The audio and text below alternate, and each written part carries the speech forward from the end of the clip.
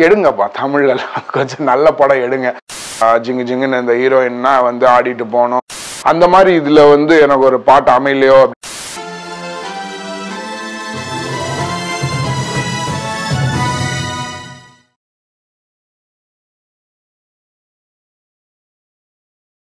வணக்கம், இது ரிவ்யூ பெட்டி. நான் பார்கவ் கேசவன்.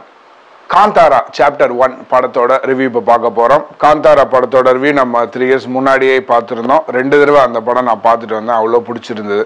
இந்த படத்தோட ட்ரெய்லர் பார்த்தோன்னே கண்டிப்பாக இதை பார்க்கணும் அப்படின்ட்டு முடிவு பண்ணிட்டேன். அண்ட் இன்னைக்கு மொதல் நாள் நியூ ஜெர்சியில் இந்த படம் கனடாவில் போய் பார்த்துட்டு வந்தேன். தெலுங்கு, கன்னடா, ஹிந்தி இந்த 3 லாங்குவேஜில் இங்கே யூஎஸில் அட்லீஸ்ட் நியூ ஜெர்சியில் எடுத்திருக்காங்க. தமிழில் எங்கேயும் எடுத்து நான் பார்க்கல. அதுக்கு ஏன் அப்படின்னு எனக்கு தெரியல. ஒருவேளை வெறும் இந்த ட்ரக்ஸு இந்த மாதிரி கஞ்சா குஞ்சா இந்த மாதிரிலாம் இருந்தால் தான் பார்ப்பாங்க அப்படின்ட்டு எடுக்காமல் விட்டாங்களான்னு தெரியல. பட் இந்த படம் வந்து தெலுங்கு, ஹிந்தி அண்ட் கன்னடாவில் வந்திருந்தது. நான் போய் கன்னடாவில் பார்த்துட்டு வந்தேன். நிறைய தமிழ் மக்கள் வந்திருந்தாங்க. நிறைய வயசான தாத்தா பாட்டி, தமிழ்கார தாத்தா பாட்டி எல்லாமே வந்திருந்தாங்க.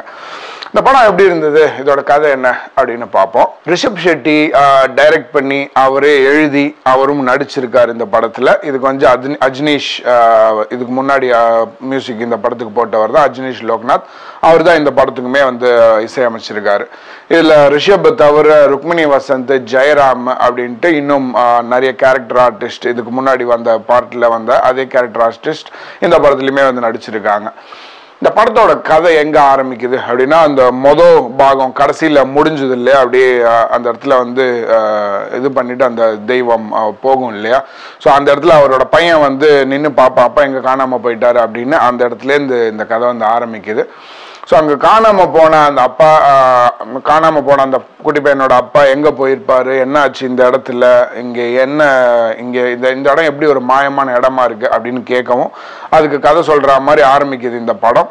இது வந்து ஒரு ப்ரீ காலனியல் பீரியட்ல வந்து நடக்குது. போர்ச்சுகீசியர்கள் அவங்கெல்லாம் இருக்கிற ஒரு டைம்ல நடக்குது, பல வருஷத்துக்கு முன்னாடி அப்படிங்கிற மாதிரி. ஸோ என்ன முக்கியமான கதை காலம் அப்படின்னா, இந்த காட்டு, அந்த முழுக்க முழுக்க காட்டுக்குள்ளே இருக்கிற வந்து ஒரு ஆதிவாசி மக்கள். இவங்க வந்து வெளி உலகமே வந்து தெரியாம இருக்காங்க. முழுக்க முழுக்க காந்தாரா அப்படின்னு சொல்லக்கூடிய அந்த நல்ல ஒரு அடர்ந்த காட்டு பகுதிக்குள்ள இருக்காங்க. அந்த இடத்துக்கு ஒரு அரசன் வந்து வேட்டையாட போற ரொம்ப கொடூரமான கொடுங்கோல் ஆட்சி பண்ணிக்கிட்டு இருக்கிற ஒரு மன்னன் இந்த காட்டையும் வந்து பார்க்கணும். அங்கே இருக்கிற மக்கள் இவங்க என்ன இதுவா, இவங்க மட்டும் என்ன அங்கே உள்ளே இருக்காங்க அப்படிங்கிற மாதிரி அவங்கள வந்து உள்ளே போய் பார்க்குறான். பார்க்கறது மட்டும் இல்லாமல் லைக் அவங்கள நல்ல கொடூரத்துக்கு நல்ல வெட்டி சாய்க்கிறான். அந்த மாதிரி ஒரு சுச்சுவேஷனில் அந்த அரசன் வந்து அந்த இடத்துல கொடூரமாக தாக்கப்படவும், இனிமேல் காந்தாராக்குள்ளே யாருமே போகக்கூடாதுன்னு முடிவெடுத்து அவனோட அந்த அரசனோட பையன் வந்து ஆட்சி பண்ணிக்கிட்டு இருக்கான். அப்படிப்பட்ட சூழலில் அவனோட பையனுக்கு அவன் முடிசூட்டி பட்டாபிஷேகம் பண்ணி அரசனாக அறிவிச்சதுக்கு அப்புறமா அவன் வந்து இந்த காட்டுக்கு போகணும்னு நினைக்கிறான். அங்கே நினச்சது மட்டும் நினச்சதோட நிறுத்தினானா, அங்கே போகிறானா, போனதுக்கு அப்புறமா அங்கேருந்து ஏற்படுற அந்த பின் விளைவுகள் என்ன அப்படிங்கிறதெல்லாம் தான் இந்த காந்தாரா படத்தோட கதை.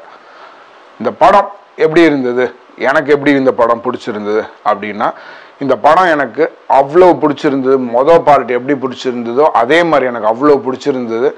மொதல் பாட்டுக்கும் இந்த பாட்டுக்கும் என்ன ஒரு வித்தியாசம் அப்படின்னா, அதில் வந்து லைக் ஒரு நார்மலான அந்த வழக்கமான இப்போ சமீப காலம் அப்படின்னு கூட சொல்லலாம், கிட்டத்தட்ட ஒரு 90s early 2000 அந்த மாதிரி ரேஞ்சில் எடுத்த மாதிரி இருக்கும். இந்த படம் வந்து ஒரு பீரியட் மூவி. இதில் ஒரு வீடு கூட இருக்காது, ஒரு வீடு கூட வந்து காமிச்சிருக்க மாட்டாங்க. அந்த அளவுக்கு பின்னாடி போய் முழுக்க முழுக்க காட்டுக்குள்ள அண்ட் ஒரு ஸ்டெப் இப்படி நவுந்து வந்தோம் அப்படின்னா, நம்ம இந்த மன்னராட்சி காலம், அதுவும் இந்த ரொம்ப எஸ்டாப்ளிஷ்லாம் ஆகிறதுக்கு முன்னாடி ஒரு ஆரம்ப காலகட்டத்து ஒரு மன்னராட்சியில் எப்படி ஒரு மலைப்பகுதியில் இருந்திருக்கும், அந்த மாதிரியான ஒரு சின்ன ஒரு ஓட்டு வீடு. அந்த ஓட்டு வீடுன்னு கூட சொல்ல முடியாது, அது மட்டும்தான் மேக்சிமம். இந்த ஒரு கல்லால் கட்டப்பட்ட டவரு, சிறைச்சாலை அப்படிங்கிற மாதிரியான சில விஷயங்கள், அதுதான் வந்து இந்த படத்தில் ஒரு மேக்சிமமான எலிமெண்ட். இந்த மாடர்ன் லைட்டு கீட்டு அந்த மாதிரி ஒரு ஃபேனு அந்த மாதிரி எந்த ஒரு ரீசெண்டான இன்வென்ஷன்ஸ் எதுவுமே இல்லாத ஒரு விஷயத்தோட முழுக்க முழுக்க ஒரு பக்காவான ஒரு பீரியட் மூவியாக வந்து எடுத்திருப்பாங்க. இந்த கேம் ஆஃப் த்ரோன்ஸில் ஒரு சில எபிசோட் பார்க்கும்போதெல்லாம் தோணும், ஏன்னா நம்ம ஊரில் எத்தனை கதை இருக்குது, இந்த மாதிரிலாம் ஒரு இது போட்டு எடுக்க மாட்டிங்களான்னு அந்த விஷயத்துக்கெல்லாம் வந்து அப்படியே வந்து பதில் சொல்கிற மாதிரி இந்த படம் வந்து இருந்தது. எத்தனையோ படம், இன்ஃபேக்ட் பொன்னியின் செல்வன்லாம் மணிரத்னம்லாம் தாராளமாக இந்த படத்தை உட்காந்து 4 வாட்டி பார்க்கலாம். அந்த அளவுக்கு அத்தனை விஷயங்கள், காஸ்டியூம்லேருந்து ஆகட்டும், அந்த இடத்த லொக்கேஷன் ஆகட்டும், லொக்கேஷன் எனக்கு ரொம்பவே பிடிச்சது. அந்த காடை அவ்வளோ சூப்பராக காமிச்சிருப்பாங்க. காந்தாரா அப்படிங்கிறதே ஒரு காடு தான். ஃபர்ஸ்ட் பார்ட்டுமே முழுக்க முழுக்க காட்டில் எடுத்தது தான், காடை சார்ந்த விஷயம்தான். இயற்கை எல்லாருக்கும் பொது அப்படிங்கிற ஒரு விஷயந்தான் இந்த படம் பேசுகிற ஒரு விஷயம். அந்த மாதிரி அவ்வளோ அற்புதமாக இந்த காட்டை காமிச்சிருப்பாங்க. அவ்வளோ அழகாக எல்லாத்தையுமே கேப்சர் பண்ணியிருப்பாங்க. ஒருத்தரும் ரிஷப் ஷெட்டியோட ஆக்டிங்கை பற்றி சொல்லி ஆகணும். செம்ம ஆக்டிங். நான் எனக்கு யாரு கூடயுமே மேட்ச் பண்ண முடியாது. இவர் மாதிரி நடிக்கிறா, அவர் மாதிரி நடிக்கிறா, அந்த மாதிரிலாம் சொல்லவே முடியாது. அவரோட ஒரு ஆக்டிங் இவர் மாதிரி வேணா இனிமேல் யாராவது நடிக்க ட்ரை பண்ணலாம் அப்படிங்கிற மாதிரி அவ்வளோ சூப்பராக நடிச்சிருக்காங்க. இந்த ஒரு கதைக்கான ஒரு ஆக்டிங் அப்படின்னே தோணாது. அப்படியே ஒரு நேச்சுரலான ஒரு விஷயமா இருக்கும். அவ்வளோ ஒரு இதுவாக இருக்கும். லைக் அப்படியே நமக்கே அப்படியே ஒரு எனர்ஜி, நம்ம அந்த இடத்துல இருந்து பார்க்குற மாதிரி இருக்கும். நம்மள ஒரு காட்டில் உட்காந்து அங்கே நடக்கிற அந்த விஷயத்தை பார்க்குற மாதிரி இருக்கும். செம்ம ஸ்டோரி டெல்லிங், அவ்வளோ சூப்பரான மியூசிக்கு, ஒருத்தரோட நடிப்புமே சூப்பர். ஜெயராமுமே நடிச்சிருப்பாரு. ருக்மிணி வசந்துக்கு ஒரு செம கேரக்டர் இந்த படத்தில். சும்மா ஜிங்கு ஜிங்குன்னு இந்த ஹீரோயின்னா ஆடிட்டு போனோம், சிரிச்சுட்டு இந்த ஹீரோவை குஷிப்படுத்துகிற விஷயம், அதெல்லாம் ஒரு இதுவும் கிடையாது. அவ்வளோ சூப்பரான ஒரு ரோல், ஹீரோக்கு ஈக்குவலண்டான ஒரு ரோல். ரிஷப் ஷெட்டியோட அந்த அந்த தெய்வம் உடம்புக்கு வந்தோன்னு அந்த ஆடுற ஒரு விஷயம், அவர் மட்டும் இல்லை, எத்தனையோ பேர் வெவ்வேறு இடத்துலலாம் நடிச்சிருப்பாங்க. அந்த ஒரு இதுவாக அவ்வளவு சூப்பராக பண்ணிடுவாங்க. எல்லாம் பக்கா தேட்டர் ஆர்டிஸ்ட் அப்படிங்கிறது தெரியும்.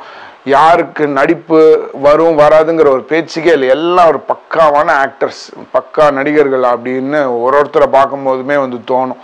அவ்வளோ சூப்பராக எக்ஸிக்யூட் பண்ணியிருந்தாங்க. அண்டு பாட்டு மொதல் பார்ட்டில் ஒரு 4-5 பாட்டு மனசில் பதிஞ்சா மாதிரி இருக்கும்.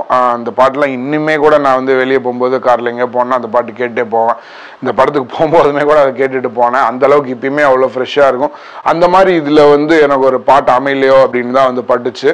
அந்த வராக ரூபம் பாட்டு இதுலேயுமே உண்டு. பட் அது தவிர இன்னும் ஒரு 2 பாட்டு தான். அது கொஞ்சம் ஒரு மாதிரி சீனோட ஒட்டி வரும். அதனால பெருசாக அந்த வரிகள்லாம் மனசில் பதிஞ்சா மாதிரி இல்லை. ஆனால் இந்த காடு ஏற்கனவே சொன்ன மாதிரி, அது தவிர இந்த வன விலங்குகள், அப்புறம் நிறைய இந்த ஆக்ஷன் சீன்ஸு, ஸ்டண்ட்டெல்லாம் ஃபஸ்ட் கிளாஸாக பண்ணியிருக்காங்க படத்தில்.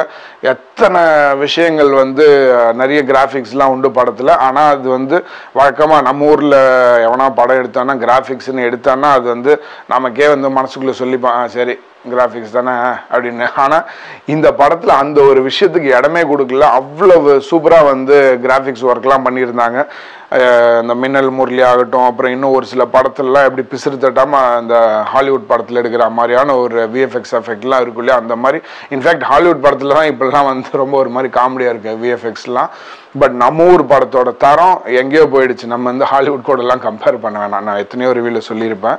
ஹாலிவுட்டுங்கிறது சும்மா அந்த ஸ்க்ரீன் எப்படி இருக்குது மேக்கிங் பார்க்கறதுக்கு தான். கதை ஆக்டிங்லாம் ஹாலிவுட்டில் ஒன்றும் இருக்காது. பட் இதெல்லாம் தான் ஒரு பெஞ்ச் மார்க். இனிமேல் அடுத்து வரப்போகிற ஒரு மூவின்னா அதுக்கு இதுதான் பெஞ்ச் மார்க். காந்தாரா 1 மாதிரி இருக்கா, இந்த மாதிரி இருக்கா அப்படிங்கிற மாதிரி அவ்வளோ சூப்பராக எடுத்திருந்தாங்க. சொல்லிகிட்டே போகலாம். எனக்கு அவ்வளோ திருப்தியாக இருந்தது இந்த படம் பார்க்குறதுக்கு. காந்தாரா 1 நான் 2 தடவை, அதாவது காந்தாரா முதல்ல வந்த பார்ட்டை 2 தடவை பார்த்தேன். கண்டிப்பாக இந்த படத்தை நான் தமிழில் இன்னொரு தடவை பார்ப்பேன். அதுக்கு காரணம் நிறைய அங்கங்கே சின்ன சின்ன கதைகள்லாம் நிறைய சொல்லுவாங்க. அது ஈவன்தோ கன்னடா புரிஞ்சுது அப்படிங்கிறதுலாம் வேறு விஷயம். பட் இதை தமிழில் இன்னும் பார்க்கணும், எப்படி சொல்லியிருப்பாங்க அப்படின்றத தெரிஞ்சுக்கிறதுக்காக தமிழில் இன்னொரு தடவை பார்க்கணும் அப்படின்னு வச்சுருக்கேன். அமேசான் பிரைமில் வரட்டும். எடுங்கப்பா, தமிழ்ல கொஞ்சம் நல்ல படம் எடுங்க. இந்த கஞ்சா, வெட்டுக்குத்து, துப்பாக்கி இதெல்லாம் தாண்டி நிறைய கதை இருக்கு. இந்த மாதிரி இதே மாதிரிலாம் எடுக்கணும்னு சொல்லலை, நல்லா எடுக்கணும். நல்ல ஒரு கதை காலத்தில் நல்ல ஒரு சேலஞ்சிங்காக ஒரு பீரியட் மூவி, இந்த மாதிரி நிறைய விஷயங்கள் எத்தனையோ இருக்கு எடுக்கிறதுக்கு. ஸோ இன்ஃபேக்ட் கடைசியாக சூஃப்ரம் ஷோ ரிவ்யூ பண்ணியிருப்போம். அதுக்கு முன்னாடி இன்னும் சில பல கன்னடா படத்தோட ரிவ்யூமே பண்ணியிருப்போம். அவ்வளவு தரமாக அவ்வளோ சூப்பராக இருக்குது. கடைசியாக 1 மாதம் முன்னாடி தான் ஹிருதயபூர்வம் பார்த்தேன், மலையாள படம். அழகான அருமையான படம். இந்த மாதிரி நல்ல இப்போல்லாம் எந்த படம் வந்தாலும் பார்க்க தோண மாட்டேங்குது. தமிழ் படம் வந்தால் ஏதாவது ரொம்ப இந்த லப்பர் பந்து ஆகட்டும், அப்புறம் இந்த மாதிரி நிறைய இந்த டூரிஸ்ட் ஃபேமிலின்னு இந்த மாதிரி படங்கள்லாம் தான் நல்லா அருமையாக அவ்வளோ அழகாக வருது. எடுங்க படம், கதைக்கான ஒரு படமாக எடுங்க. சும்மா வந்து ஹீரோக்கான படமாக எடுக்காமல் கதைக்கான படமாக எடுக்கணும். இந்த மாதிரி இன்னும் நிறைய படங்களை வந்து நம்ம ஆதரிக்கணும். கண்டிப்பாக மிஸ் பண்ணாமல் தேட்டரில் பாருங்கள் இந்த படத்தை, மிஸ் பண்ணிடாதீங்க. தட்ஸ் ஆல் அபவுட் இந்த படத்தோட ரிவ்யூ. அடுத்த ஒரு ரிவ்யூவில் சீக்கிரமாக சந்திப்போம். நன்றி, வணக்கம். நீங்கள் ரிவ்யூ பெட்டிக்கு புதுசாக வந்திருக்கீங்க அப்படின்னா நமக்கு ஒரு வாட்ஸ்அப் சேனல் இருக்குது. நான் பார்த்த படங்கள் ரிவ்யூ வரத்துக்கு முன்னாடி குயிக்காக இதை பாருங்கள் அப்படின்ற மாதிரியான சஜஷன்ஸ் அதில் வந்து பகிர்ந்துப்பேன். நம்ம சேனலுக்கு இன்னும் நீங்கள் சப்ஸ்கிரைப் பண்ணலைன்னா மறக்காமல் சப்ஸ்கிரைப் பண்ணி அந்த பெல் பட்டனை ப்ரெஸ் பண்ணுங்கள். நன்றி, வணக்கம்.